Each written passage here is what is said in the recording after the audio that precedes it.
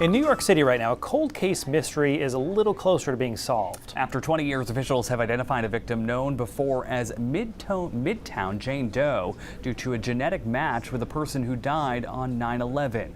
Mark Sanchez reports. So this is West 46th Street between 8th and 9th Avenue. Here on a corner of Hell's Kitchen, the past, present, and future are intersecting thanks to science and police work. It was February 10, 2003. That's when construction workers made a gruesome discovery while inside a building set for demolition. We're knocking through the concrete floor. A skull rolled out. They were sledgehammering a concrete block, and that's when a skull rolled. Skull rolls out. This cold case captured the nation's curiosity.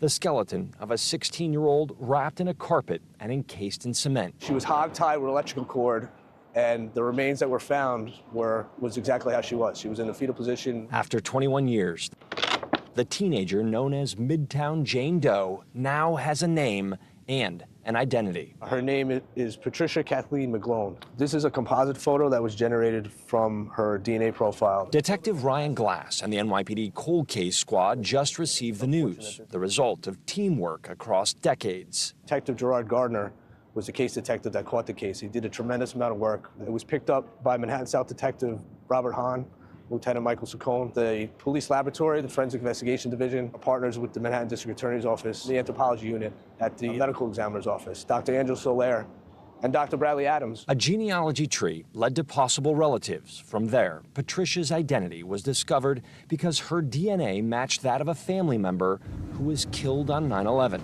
We were able to match that they were from the same family. Detective Glass then began to uncover more about the New York teen, including where she grew up. She was Catholic and that she lived in Sunset Park. She was baptized, she received communion, and ultimately had confirmation.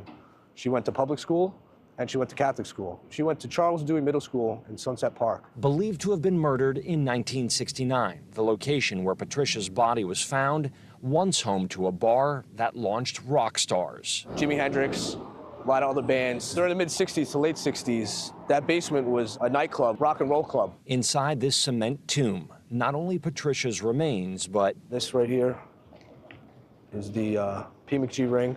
P. McG matches to her name, Patricia Kathleen McGlone. 1960s Bulova watch. Within the remains, there was a 1969 dime. That coin gave detectives a starting point in time.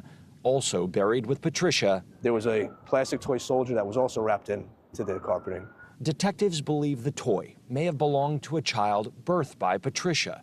Now, with an identification secured, the NYPD is moving on to the next phase of the investigation, catching a killer. With any investigation, especially a homicide investigation, the first thing you need to have is a name to the victim because it gives you a starting point. And Detective Glass says while the building may be gone, walls and people still talk. Any little bit of information helps, especially with cold cases. For this relentless detective and the Cold Case Squad, there is no quitting for Patricia, formerly known as Midtown Jane Doe. It's personal for me because everybody has a daughter, everybody's a child of somebody.